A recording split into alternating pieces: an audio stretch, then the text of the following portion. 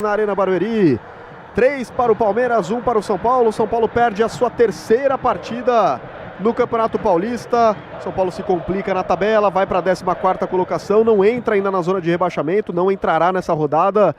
Mas enfim, situação que vai se complicando cada vez mais. Gabriel Sá, fim de jogo na Arena Barueri. Acho que o Gabriel Sá não tá com a gente aí, deu uma travada. Renan, então você comenta aí o final. 3-1 pro Palmeiras.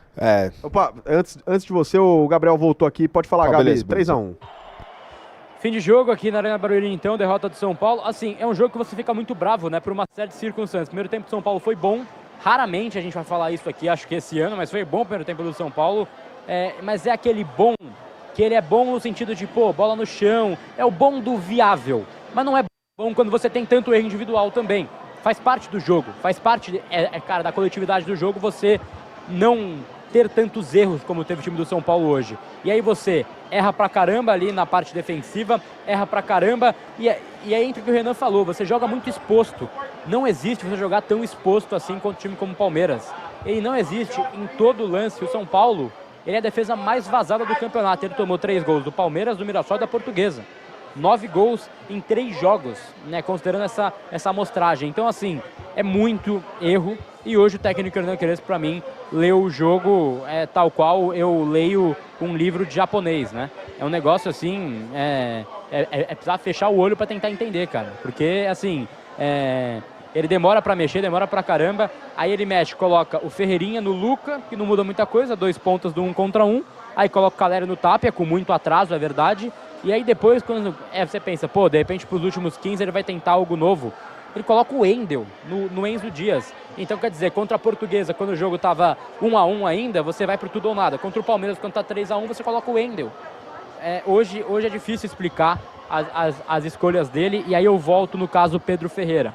Vai muito bem contra a Portuguesa. O mérito, a ordem natural vai bem, tá com confiança, tá no banco de reservas, bota ele pra jogar, que seja 15 minutos. Trouxe o moleque pro banco aqui, como vocês lembraram, tirou ele da concentração da final da Copinha, para ele ficar no banco e não entrar um segundo com o Luciano arrastado em campo, jogando mal pra caramba. Então é pouco entendível o jogo de hoje. A gente tem que falar também dos erros individuais, né? Primeiro volante São Paulo ou contrata ou busca alguma alternativa no elenco, porque não tem primeiro volante, e é um São Paulo que entra muito desligado, e cá entre nós também, que partidinha do Arboleda, né? Bom, bora pra coletiva aí que tem muito pra explicar hoje. Abraço. É isso, antes de passar a palavra pro Ricardo Senna, Renan, seu comentário sobre essa derrota do São Paulo. O Palmeiras faz 3-1 num jogo assim, bizarro o jogo do São Paulo hoje, Renan.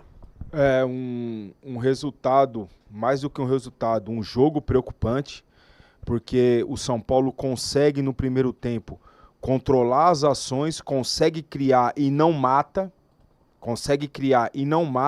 e dá muita oportunidade para o Palmeiras, né? Jogando um clássico fora de casa, você não pode ser vulnerável, você não pode jogar tão exposto, tão desequilibrado como o São Paulo jogou hoje, né? Então, quando você entra num jogo assim, a tendência é acontecer isso. O Palmeiras, todas as vezes que conseguia sair da pressão e com facilidade, criava chance de gol, principalmente no segundo tempo. No primeiro, não. Criou muito pouco. Criou uma só que o Flaco chutou para fora. As outras 2 oportunidades foram erros do São Paulo. No segundo tempo, quando conseguia sair com facilidade da pressão, era lance de gol, estava na cara do gol. É inacreditável isso. Isso não pode acontecer para um time grande, não pode acontecer num clássico, não pode acontecer para um time que está na situação que o São Paulo está hoje. E isso passa pela leitura de jogo do treinador. Não é possível que um cara que jogou muitos anos no futebol italiano, formado no futebol italiano, nas escolas italianas, ele vê um jogo desse, e se ele assiste o campeonato italiano, ele vê um jogo desse do São Paulo e fala, alguma coisa está errada. Alguma coisa está errada. Ele tem que mudar o sistema, ele tem que mudar, os jogadores, alguma coisa ele tem que fazer. E as 3 substituições, com o time da situação que estava, ele ficou com 2 por fazer, e as 3 alterações que ele fez, não tem explicação. Eu não consigo aqui, como comentarista, analisando o jogo, saber qual que foi a intenção dele. Sinceramente. Não dá para explicar aqui pro pessoal que nos acompanha, falar, ele tentou, não, porque ele tirou o centroavante, colocou outro, tirou um ponta, colocou outro, e tirou um lateral e colocou outro. Não tem sentido a leitura de jogo do Crespo no dia de hoje. E como ele sempre dá boas entrevistas, esclarecedoras, transparentes, hoje ele vai ter que ter uma lábia muito boa para na segunda-feira, Gabriel, a gente falar que ele deu aula na entrevista. Ele vai ter que ter uma lábia muito boa hoje, porque ele foi decepcionante, tanto contra a Portuguesa como hoje. É isso. Fim de papo aqui no jogo, mas você segue acompanhando o nosso pós-jogo com essa repercussão de Palmeiras 3, São Paulo 1. Ricardo Senna no comando. Grande abraço. Bom, vamos aí então para tentar falar um pouco de mais uma, né? Mais uma pancada aí que o São Paulo toma, né? Assim, eu sei que pode parecer até irresponsabilidade o que eu vou falar aqui, cara, mas eu acho que assim, esse segundo tempo, né, com essas substituições erradas, com essa postura de alguns jogadores, cara, ela mostra pra mim, como torcedor, assim, do lado de fora, claramente que quebrou aí qualquer relação de elenco e treinador, né? Tá muito parecendo aqueles últimos jogos do Zubeldia, né, no São Paulo. E os últimos jogos do Crespo, do Carpini no São Paulo também, né? Então, assim, jogador correndo pra não chegar, o treinador fazendo substituição 6 por meia dúzia, tipo como quem já ligou o F mesmo, né? Então, eu vou manter o que eu disse vários momentos aqui. Pra mim, não resolve trocar treinador, não resolve. Só que do jeito que esse time se comportou no segundo tempo, tá claramente mostrando pra mim que se quebrou qualquer relação ali de treinador com elenco. E aí, pro Crespo não perder o restinho de apoio que ele tem no elenco, ele não tira o Luciano, que pra mim é uma decisão trágica, totalmente errada do treinador do São Paulo. A gente falava aqui no primeiro tempo que o São Paulo precisava de qualquer forma, desesperadamente, colocar um cara de marcação na frente da zaga, no meio de campo. O que acontece? Ele não mexe no time, o time não corre e sofre um gol ali, numa arrancada que vem por ali onde ninguém mata a jogada. E aí o senhor Alan Franco também, repara o Alan Franco no terceiro gol do Palmeiras. Ele sai para dar o bote, aí ele volta para a defesa, ele tá acompanhando o Kelvin, aí ele larga o Kelvin sozinho, ele para lá fora de campo, na linha de fundo, e o Kelvin sozinho para fazer o gol. Então, assim, tem muita coisa errada, cara. Tem muita coisa errada. Eu não vou, assim como eu não fiz com o Zubeldia, de colocar a culpa inteira dos problemas dele, eu não vou fazer isso no Crespo também, não. Eu sei que muita gente vai pensar... mas aí tira o Crespo, fora o Crespo que resolve. Não vai resolver. Vai resolver por alguns jogos. Será que não entra na cabeça da galera que só isso não resolve? Tem muito jogador aí que tá fazendo corpo mole, cara. Tem muito jogador aí que não tá jogando absolutamente nada. O Crespo, ele tem, pra não dizer que eu não tô criticando o Crespo aqui, ele tem total culpa em não mexer no time, na leitura péssima de jogo que ele teve hoje, de não fazer uma substituição no intervalo do jogo. Já era pro time ter voltado diferente pro segundo tempo.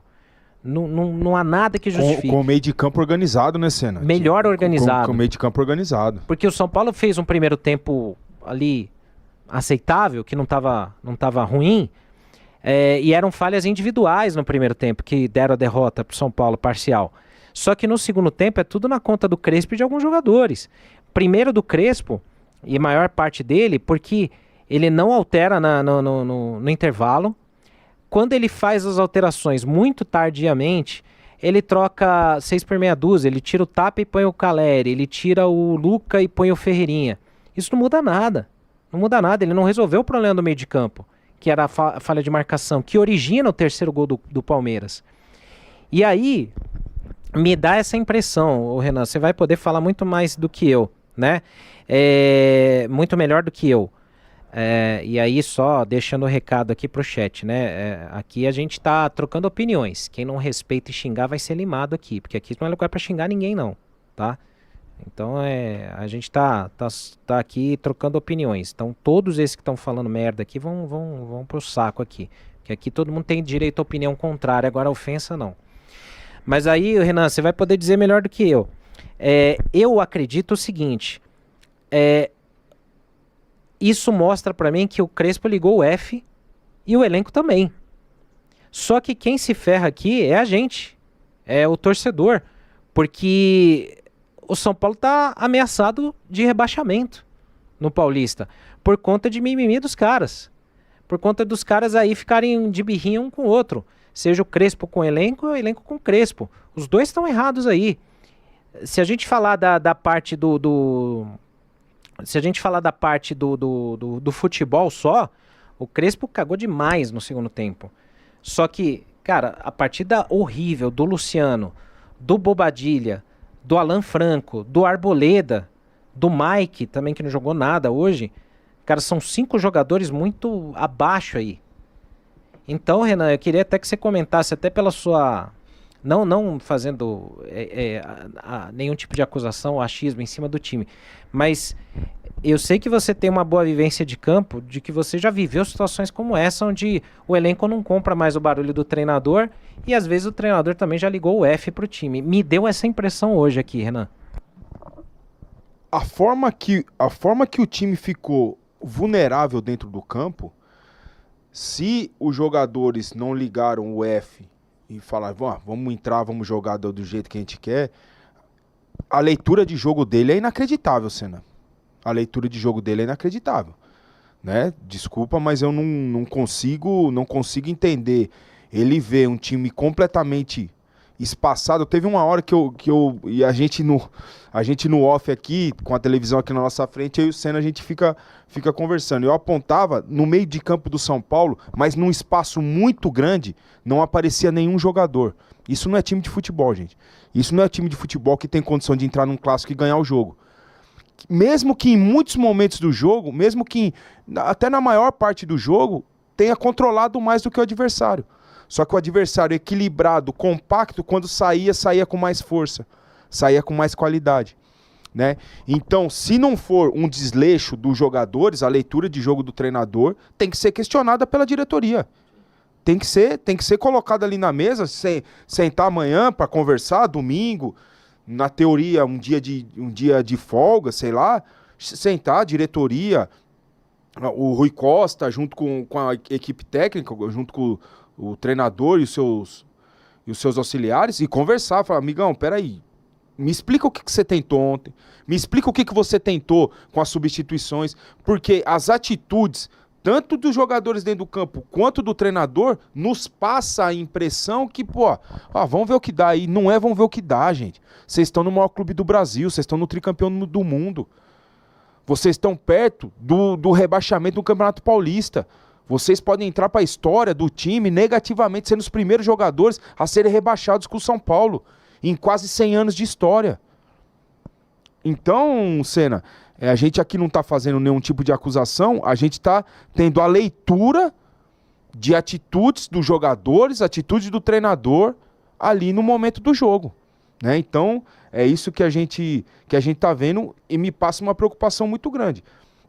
Nós, como torcedores, o que a gente tem que fazer sábado, horário ruim, o que acontece com o São Paulo, nunca joga no domingo, 4 horas da tarde, né? Dentro de casa, sempre joga no sábado, 8h30, enfim, loucura. Loucura não, é normal para um time que não tem bastidor, para um time que não tem comando. O nosso papel é lotar o Morumbi no clássico contra o Santos e fazer o nosso papel, cara. Fazer nosso papel, porque pra gente não passar essa vergonha. Porque o campeonato, do jeito que foi formado, do jeito que ele foi feito, é para isso, é para prejudicar os grandes. Então, esses 2 jogos que nós temos no Morumbi, mais do que a estreia no Campeonato Brasileiro contra o melhor time do Brasil, contra o atual campeão brasileiro, é no sábado e depois contra o Primavera de Indaiatuba.